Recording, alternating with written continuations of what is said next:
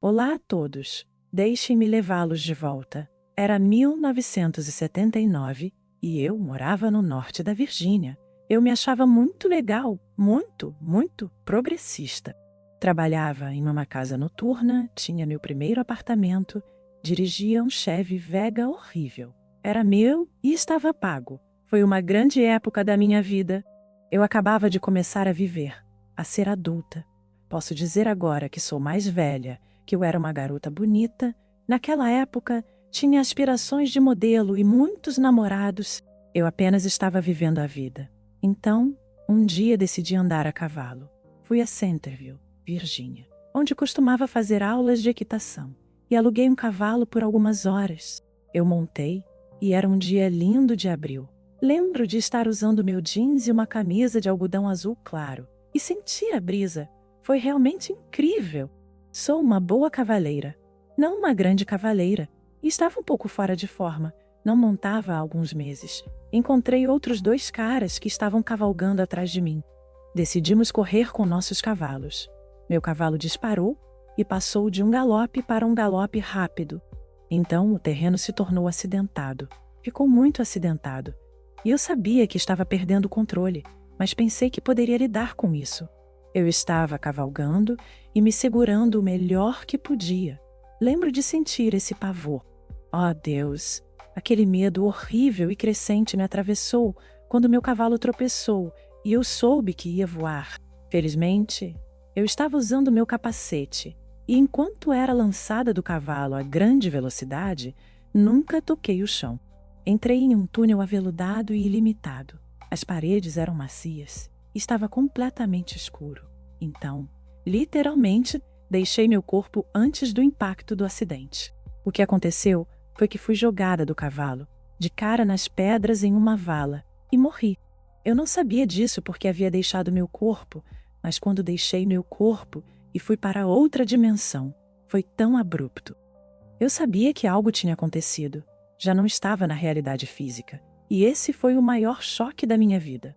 Até então, todas as emoções que vocês podem imaginar simplesmente giraram dentro de mim. Medo, isolamento, pavor, choque, tristeza.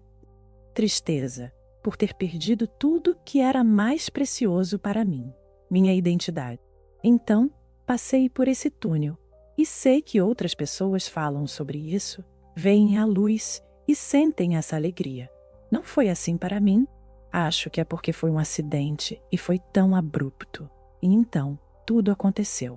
Não há tempo. O tempo é irrelevante do outro lado, ou na realidade não física.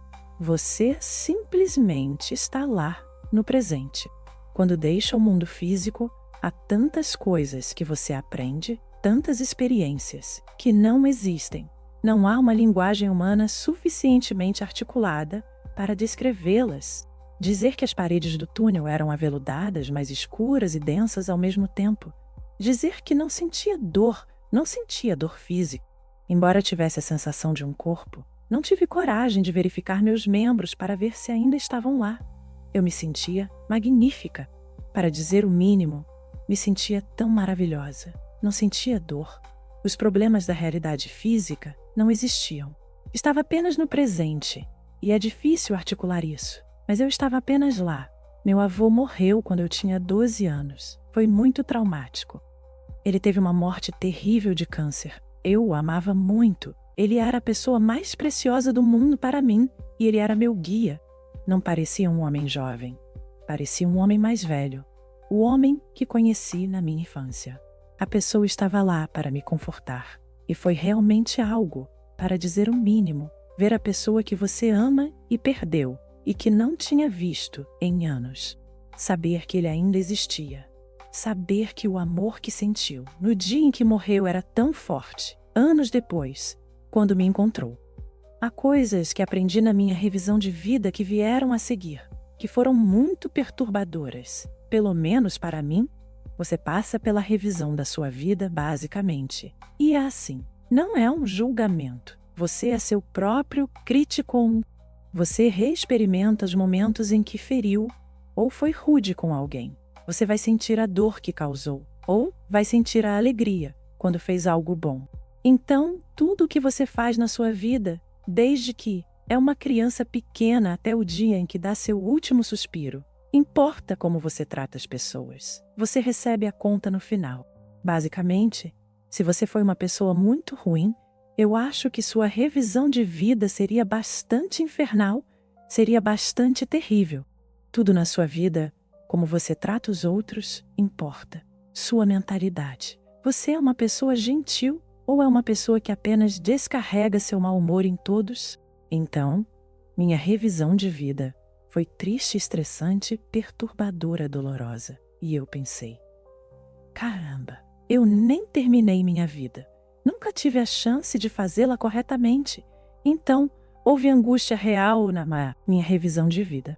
Mas eu vi algumas coisas que realmente fiz bem, como uma menina de quem fiz amizade e que estava sofrendo bullying na escola. Eu a protegi dos valentões. Vi como isso foi importante. Vi como foi importante encontrar aquele gato perdido para a menina a quem devolvi. Coisas pequenas como essas não são pequenas. São enormes, são gigantescas. Os valores que eu tinha são tão diferentes. Toda a minha mudança aconteceu durante a minha revisão de vida. A pior coisa que você pode fazer é arruinar o destino de alguém, machucar uma pessoa inocente, afetar negativamente a vida dela. Isso é a pior coisa que você pode fazer. É muito importante ser gentil e ouvir. Não sou Santa Laura, mas tento não despejar um dia ruim em outra pessoa. Tento fazer melhor. Então, eu tive essa revisão de vida e foi muita angústia, muito perturbador. Meu avô estava lá para me consolar. E a realidade não física é tão receptiva ao pensamento que você não pode acreditar. Pensei na árvore da vida. Simplesmente passou pela minha mente e vi essa árvore linda. Eu sabia que não era a árvore da vida. Você sabe, como algo bíblico, mas era incrível. Era branca, tinha textura e era maravilhosa. Então você realmente precisa controlar no que está pensando. Enquanto você está fora do corpo, você tem a realidade física, mas no mesmo espaço, em uma dimensão diferente, existe a realidade não física. Camadas, dentes, e há como uma superestrada que você desce e passa pelas camadas que se tornam menos densas e mais receptivas ao pensamento. Mas quando tive minha revisão de vida, ainda tinha muita esperança na realidade física. Então, estava muito ancorada na realidade física e não estava aceitando bem. Meu avô estava tentando me acalmar, tentando me fazer sentir melhor. Ele estava lá para me ajudar. Sei que tive uma decisão sobre voltar à realidade física, voltar à minha vida física. E sei que havia uma mulher loira que disse que seria difícil. Isso era bom. Eu teria uma vida especialmente difícil. Uma vida difícil na realidade, não física. O tempo não existe, a revisão de vida ocorre instantaneamente. Mas tem muitas camadas. Há uma camada logo fora da realidade física que é como uma cópia carbonada, mas apenas um pouco menos densa. Então, digamos que você morre em casa. Você pode ir para a realidade não física e ainda pensar que está em casa. Você poderia se perder lá. Talvez isso seja o que acontece quando as pessoas acreditam que existem fantasmas e tal. Não sei, é apenas uma suposição. Sei que viajei por uma superestrada. Um tipo de superestrada que atravessa dimensões e camadas. O mais longe que fui, fora do corpo, foi a fonte. Acho que as pessoas confundem isso com o céu. Não acredito que seja o céu. Acho que há algo muito além disso. Mas entrei em uma área cheia de almas, flutuando em um mar de amor. Havia um céu e havia sol, mas nenhum sol real. Havia brilho e música flutuava como ondas aleatórias de música linda, clássica, calma, que me fazia sentir melhor. O mar de almas em que eu flutuava era parte de mim. Realmente nunca fui uma pessoa muito ligada à reencarnação até então, mas estava com diferentes personalidades que faziam parte de mim. Então, isso é difícil de entender. Não consegui ficar muito tempo, só o suficiente para um vislumbre através de uma porta ou janela e uma sensação intensa de alegria e amor. Acho que as pessoas confundem isso com o céu. Mas não era o céu, era voltar para casa, era voltar à sua fonte. Então, depois disso, Fui catapultada de volta a outra dimensão. Meu avô estava lá. Era uma dimensão próxima à realidade física. Era de aparência muito clara na área. Quero dizer, havia um chão, mas não havia piso. Ele tinha forma. Ele estava lá. Ele parecia com ele. Ninguém disse. Então não tive escolha. Queria ficar com ele. Um medo avassalador me atravessou com a ideia de voltar. Tipo, não, depois de ter aprendido todas essas coisas.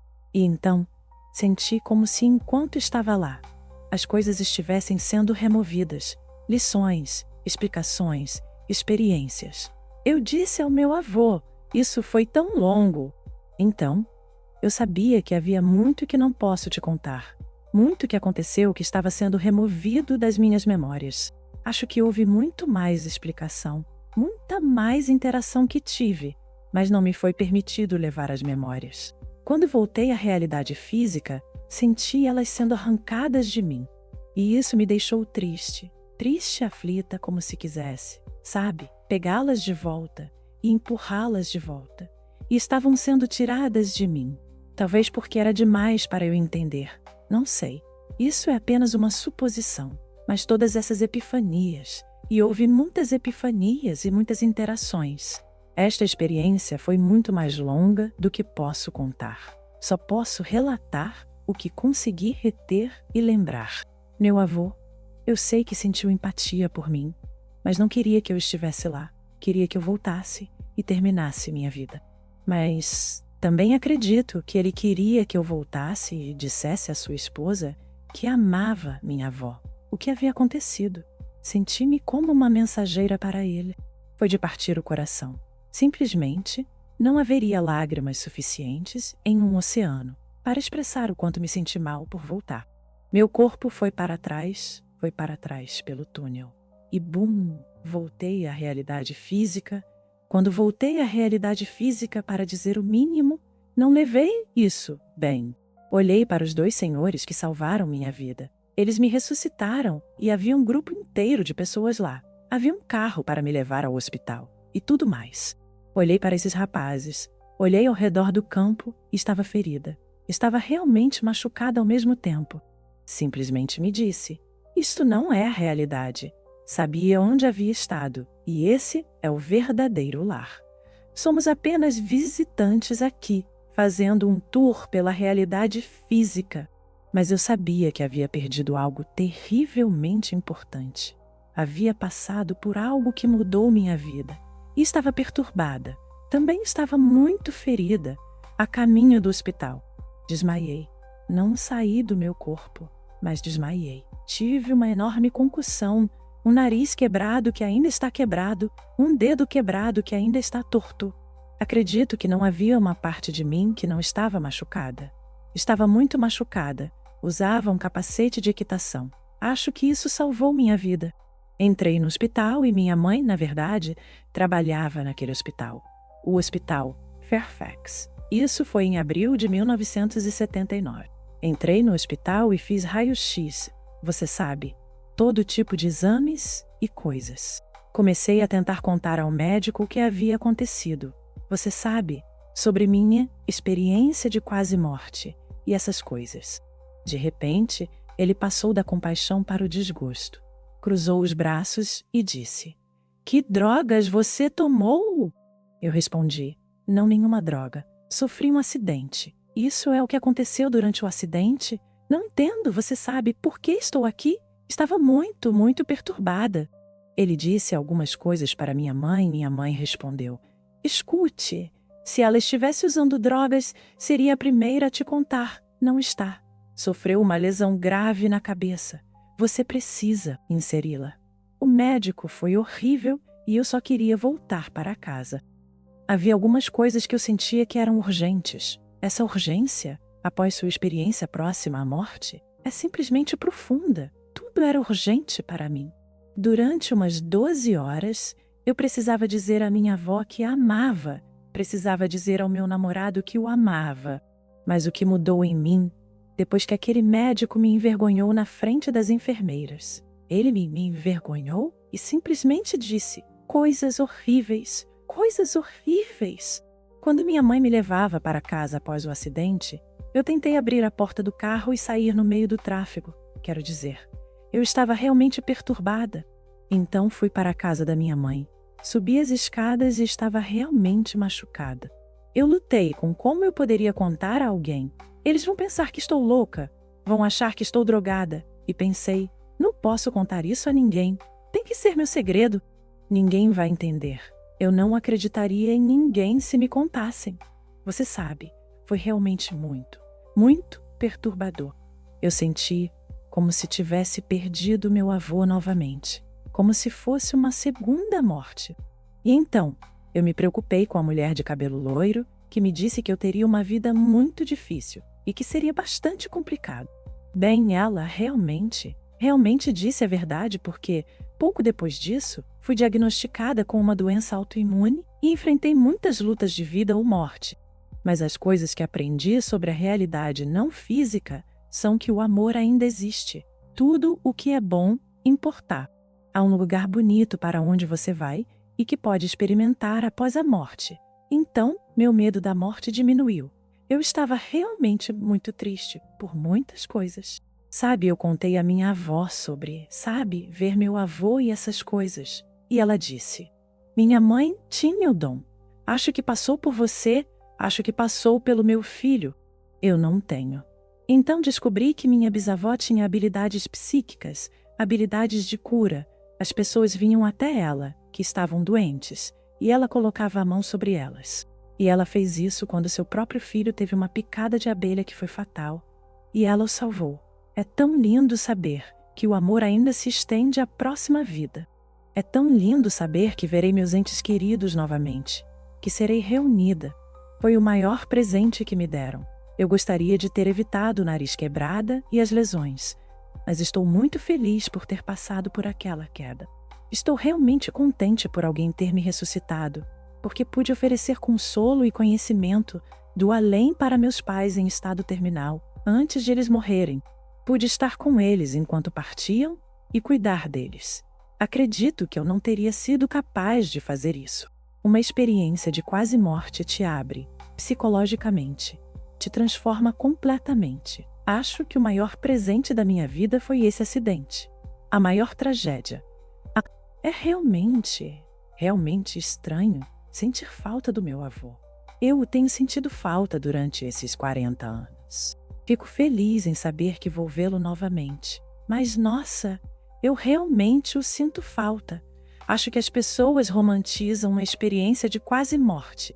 Não é algo fácil, como se você fosse a Jesus e houvesse anjos. É uma responsabilidade real da vida que você levou. Então, se você não viveu uma vida tão ideal, tente ser mais gentil. Tente não machucar ninguém. É isso que eu acredito. Uma experiência de quase morte é uma mudança tão grande. É uma experiência, mas não te dá permissão para não tentar e simplesmente deixar tudo para lá e morrer, porque você vai para um bom lugar.